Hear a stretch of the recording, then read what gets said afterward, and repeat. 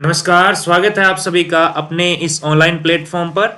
और आज हम करने वाले हैं चर्चा जो आज आपका थर्ड ग्रेड लेवल 1 के लिए जो आपका टेस्ट हुआ था ऑनलाइन और ऑफलाइन, उसका डिटेल्ड सॉल्यूशन जो कि विषय रहेगा साइंस, जिसमें आपके टीचिंग मेथड जो है उसको भी अपने इंक्लूड किया है। यानी टीचिंग मेथड और उसके साथ में जो साइंस के क्वेश्चन आए थे, टोटल आपके 9 क्वेश्चन आए थे, जिसमें से 9 क्वेश्चन में से आपके 5 क्वेश्चन जो थे, 5 क्वेश्चन जो थे आपके वो तो सब्जेक्ट से रिलेटेड थे और 4 क्वेश्चन आपके किसके थे, टीचिंग मेथड के थे।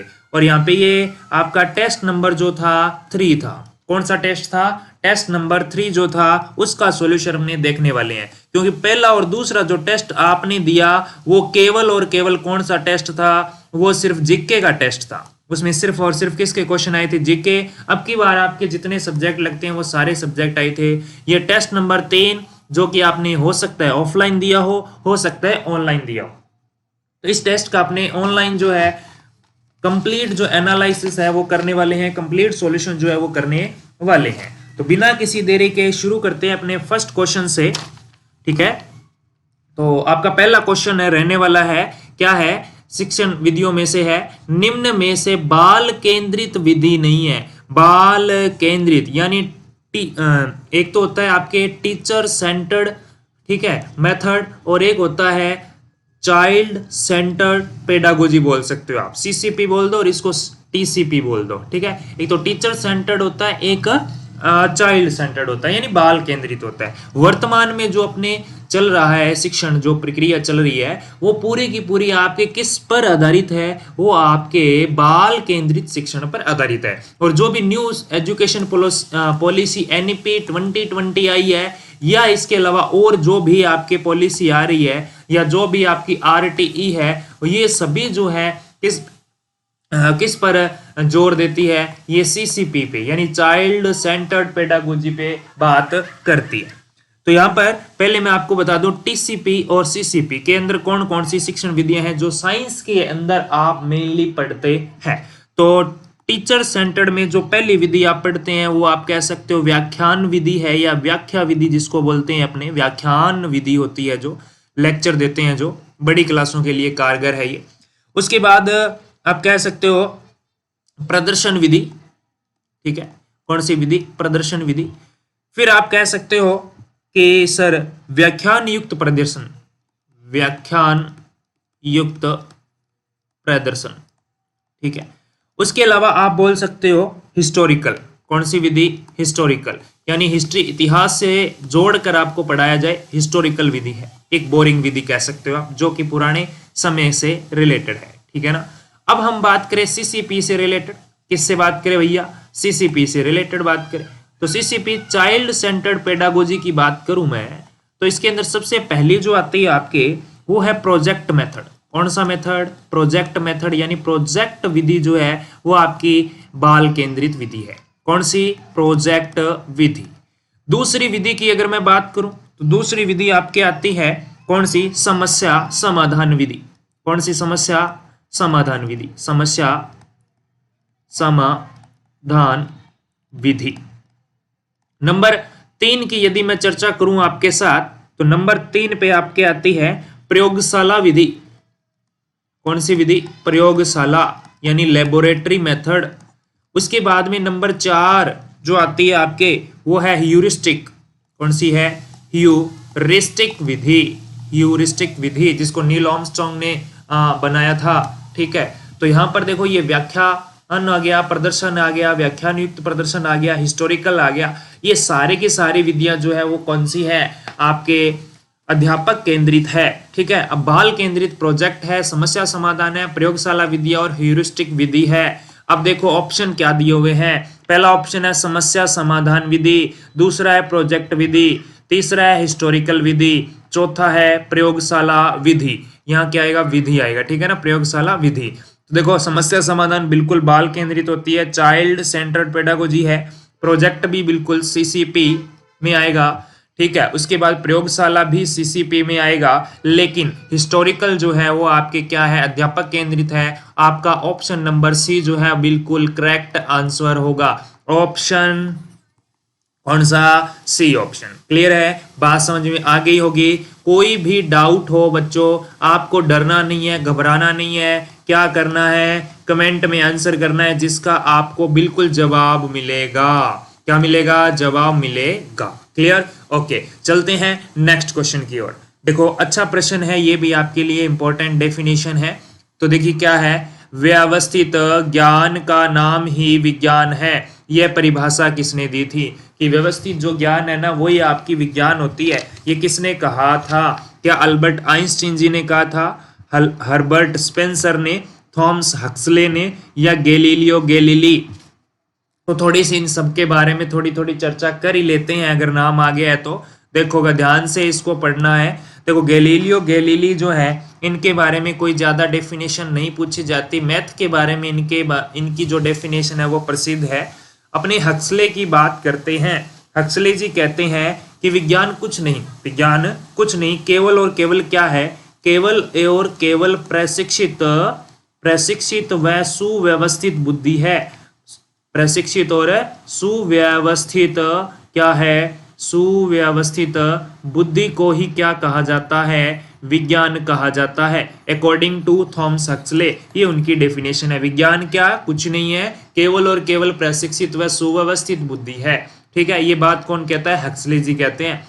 हर्बर्ट स्पेंसर साहब क्या कहते हैं? ये क्या कहते हैं हर्बर्ट स्पेंसर साहब, जो ऊपर डेफिनेशन लिख रखी है, व्यवस्थित ज्ञान ही का नाम ही क्या है? विज्ञान है। यानी आंसर आपका यही रहने वाला है, ऑप्शन नंबर क्या? बी। और अब बात करें अल्बर्ट आइंस्टीन जी की। इन्होंने बोला था, हमारे ज्ञान की अनुभूति में अस्त व्यस्त जो भी जानकारियां आप लेते हो, उन सब को क्या करना? समायोजित करके उनके ऊपर तर्क करके विचार करना। तर्क करना या विचार करना ही क्या है? विज्ञान है। क्या है? विचार करना या विचार करने का प्रयास करना। वापिस बोल रहा हूं क्या, कि आप आसपास जो भी देखते हो, जो भी सुनते हो, जो भी देखते हो, जो भी आपकी बुद्धि है, जो भी आपकी मानसिक योग्यता है या ज्ञान अनुभूति करने वाली ज्ञानेंद्रियां हैं, वो ज्ञानेंद्रियां जो भी तर्क विचार करने का प्रयास करती है, वो आपका तर्क या विचार ही क्या है? आपका विज्ञान है, साइंस है। बात समझ गए? तो इसका आंसर हर्बर्ट स्पेंसर साहब है। ओके, नेक्स्ट देखिएगा, प्रश्न संख्या 3, समस्या समाधान पद्धति का प्रथम पद कौन सा है? तो समस्या समाधान पद्धति जो है, इसका पहला स्टेप कौन सा है? इसके पहली बात तो स्टेप कितने हैं भैया? 5 स्टेप हैं, 5 पद हैं। कितने पद हैं? 5 पद हैं, जिसमें से पहले पद में क्या है? देखो ध्यान से, पहला जो पद है वो है समस्या का चयन करना। क्या करना? समस्या चयन करना। समस्या चयन करना। क्या करना? समस्या का चयन करना।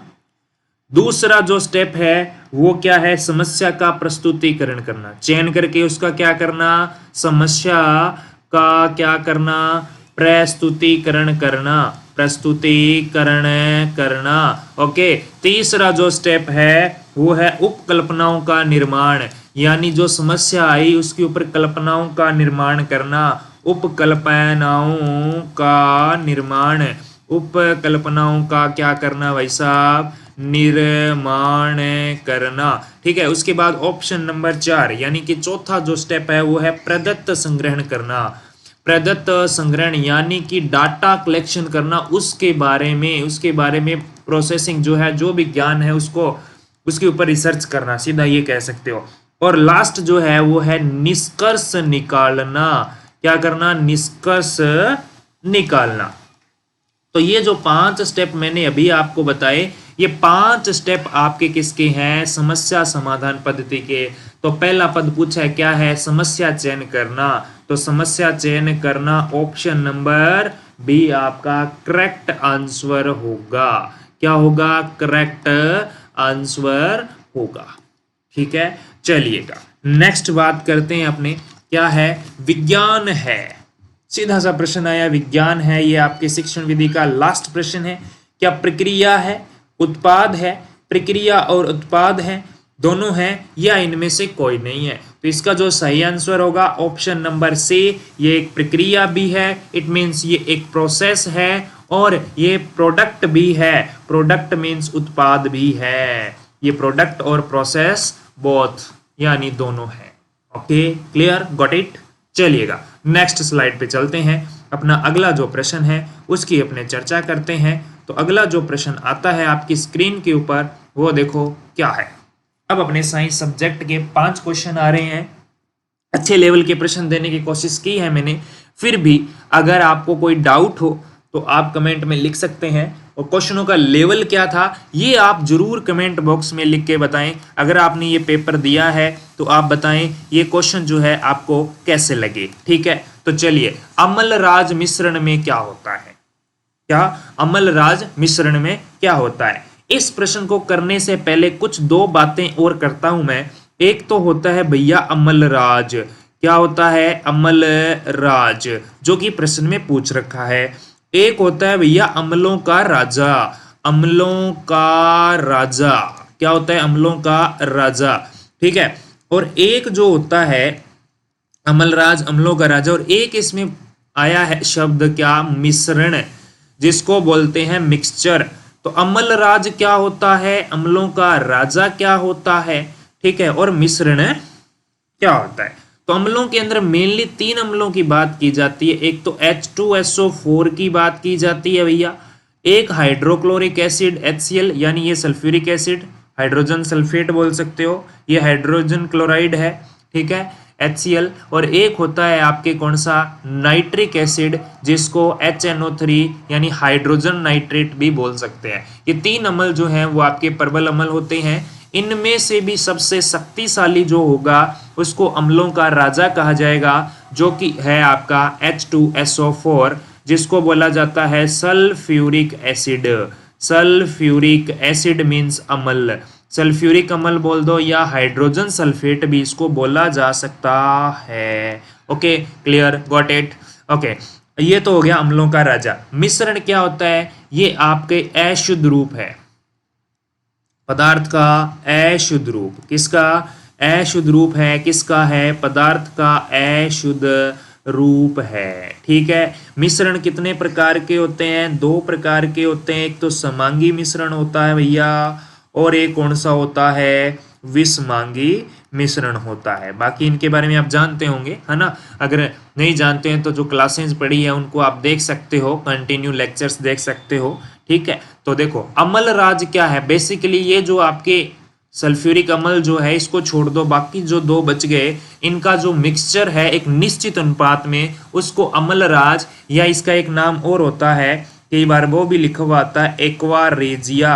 क्या? एक्वारेजिया, ये इंग्लिश में नाम है लेकिन कई बार ऐसे हिंदी में भी छपा हुआ आता है कि एक्वारेजिया क्या है? अम्लराज या एक्वारेजिया। क्या ये 3:1 में HNO3 और HCl का मिश्रण है? क्या 1:2 में HCl और HNO3 का मिश्रण है? या 2:1 में HCl और HNO का मिश्रण है? या 1:3 में है? तो इनका जो सिंपल सा फंडा है याद रखने का कि HCl जो है वो तो 1 भाग होगा, और HNO3 है, सॉरी, HNO3 1 भाग होगा, और HCl जो है वो 3 भाग होगा। तो यहाँ HNO3 पहले लिखा है, HCl बाद में लिखा है। तो HNO3 कितना होना चाहिए? 1 होना चाहिए, HCl 3 होना चाहिए। तो ये देखो 1:3 मिल रहा है। यहाँ 2:1 ये हो नहीं सकता, ये भी नहीं हो सकता, लेकिन यहाँ देखो पहले में HNO3 के कितने भाग दे रखे हैं? 3, जो कि पॉसिबल नहीं है। तो ये ऑप्शन भी कट हो गया। ऑप्शन नंबर कौन सा बच गया? डी बच गया। Option number D will be your answer. Okay, clear, got it. Next question आपकी स्क्रीन पर। क्वेश्चन क्या कह रहा है? ध्यान से देखो। एक धातु की अभिक्रिया अम्ल ए से करवाई जाती है, यानी आपके पास में कोई धातु थी, उसकी अभिक्रिया किससे करवा दी आपने? अम्ल से करवा दी। तो अब इसको आप कंप्लीट कर ही सकते हो। क्या बनेगा सर? एक तो बनेगा लवण। क्या बनेगा भैया? लवण बनेगा। प्लस में एक बनेगी एक गैस, जो कि कौन सी बनती है? हमेशा हाइड्रोजन गैस बनती है। कौन सी गैस बनती है? यहाँ इसको डायरेक्ट याद कर सकते हो कि जब भी अम्ल की धातु से अभिक्रिया करवाई जाती है तो लवण और गैस बनती है, और गैस भी कौन सी? हाइड्रोजन। और इस हाइड्रोजन गैस का टेस्ट करने के लिए पोप ध्वनि परीक्षण किया जाता है। कौन सा परीक्षण किया जाता है? पोप ध्वनि परीक्षण जो है ये आपके किया जाता है। किसके लिए? हाइड्रोजन गैस का टेस्ट जो है, हाइड्रोजन गैस का टेस्ट। क्लियर? अब यहाँ गैस तो कौन सी बन रही है? हाइड्रोजन। क्लियर है? ये ऑप्शन नंबर ए आपका आंसर होगा, है ना। मैंने आगे पढ़ा ही नहीं है। धातु, लवण व गैस बी का निर्माण होता है, अपने सिर्फ इसी से पूरा का पूरा कर सकते हैं। इसके अलावा गैस हमेशा ही, आप याद रखना, गैस दो ही बनती है, या तो हाइड्रोजन बनेगी या कार्बन डाइऑक्साइड गैस बनेगी। अम्ल क्षार लवण में मेनली ये दो ही गैसों के बारे में पूछा जाता है, एक हाइड्रोजन और एक कार्बन डाइऑक्साइड गैस है। हाइड्रोजन तो कब बनेगी? जब धातु की ये विक्रिया किससे करवाई जाती है? अम्ल से करवाई जाती है। तो अगर आपके बात करें धातु कार्बोनेट जो है, जब भी कार्बोनेट किसी से विक्रिया करता है अम्ल से, किसी भी अम्ल से विक्रिया करता है, तब आपके कौन सी गैस बनती है? Carbon dioxide gas. प्लस में सह उत्पाद और क्या क्या बनता है? एक भैया बनता है जल, और एक भैया क्या बनता है? लवण। मेन तो इसमें लवण है, ये जल और CO2 सह उत्पाद हैं, यानी मेन उत्पाद के बाद में जो भी बच गए उनको क्या बोलते हैं? सह उत्पाद बोलते हैं। तो ये बात याद रखना कि धातु कार्बोनेट से अम्ल कर रहा है तब तो CO2 निकलेगी, और धातु के अम्ल से करेंगे तो हाइड्रोजन गैस निकलेगी। बात समझ में आ गई होगी? क्लियर? चलिएगा,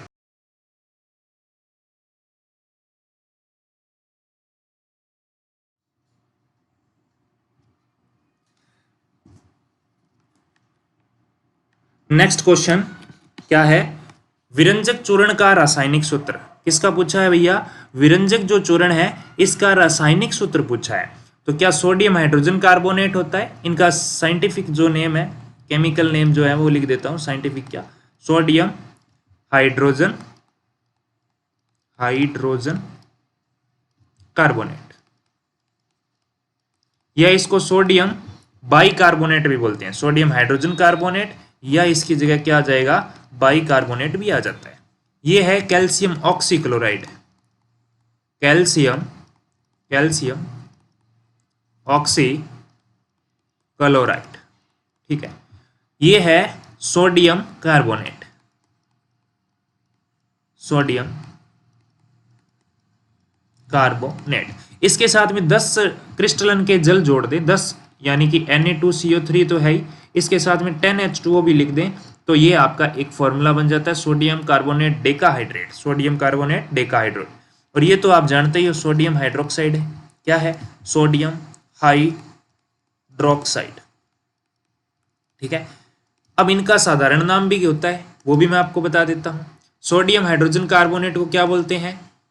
देसी भाषा में मीठा सोडा बोलते हैं, या इसको खाने का सोडा भी बोलते हैं, खाने का सोडा, या इसको बेकिंग सोडा भी बोलते हैं। क्या बोलते हैं? Baking soda. तो आपको साधारण नाम देके सूत्र पूछे, आपको ये देके भी पूछ सकता है। उसके बाद कैल्शियम ऑक्सीक्लोराइड जो है, इसको विरंजक चूर्ण या ब्लीचिंग पाउडर बोलते हैं। विरंजक चूर्ण बोल दो, या इसको बोल सकते हो ब्लीचिंग पाउडर, ब्लीच के काम आता है ब्लीचिंग पाउडर, ठीक है। उसके बाद में क्या है आपके पास में? सोडियम हाइड्रोक्साइड, इसको बोलते हैं कास्टिक सोडा। क्या बोलते हैं भैया? कास्टिक सोडा बोलते हैं। और क्या बच गया आपके पास में? सोडियम कार्बोनेट डेकाहाइड्रेट जुड़ा हुआ है, तो अगर ये आपका फॉर्मूला है तो इसको बोलते हैं धावन सोडा या दोने का सोडा, धावन सोडा या दोने का सोडा। एक अच्छा क्वेश्चन है, यहाँ से आपको 4 क्वेश्चन क्लियर हुए हैं, ठीक है। इसके अलावा और क्या पूछा जा सकता है? कैल्शियम सल्फेट हेमीहाइड्रेट या अर्धहाइड्रेट भी बोलते हैं, हेमीहाइड्रेट या अर्धहाइड्रेट, ये किसका होता है? ये प्लास्टर ऑफ पेरिस का होता है। ये सूत्र प्लास्टर ऑफ पेरिस का होता है। एक होता है कैल्शियम सल्फेट डॉट 2H2O यानी डाईहाइड्रेट, ये किसका होता है सर? ये होता है जिप्सम का। ये किसका होता है? जिप्सम का, ये होता है जिप्सम का। इसके अलावा एक और CuSO4 dot 5H2O, copper sulphate, sorry copper sulphate pentahydrate, copper sulphate pentahydrate, जिसको बोलते हैं नीला थोथा, नीला थोथा। क्या बोलते हैं? नीला थोथा। तो ये सारे जो फॉर्मूले हैं वो एक जगह साथ में लिख लीजिएगा, आ सकता है, अच्छा प्रश्न बनता है। ये देखिएगा, अच्छा इंपॉर्टेंट प्रश्न, ट्रेंड में आने वाला प्रश्न। अम्ल ए की अभिक्रिया बी से करवाने पर, कोई भी एक ए है जो कि क्या है? एक अम्ल है, इसकी अभिक्रिया किसी पदार्थ बी से करवा रहे हो तो लवण व पदार्थ सी बनता है।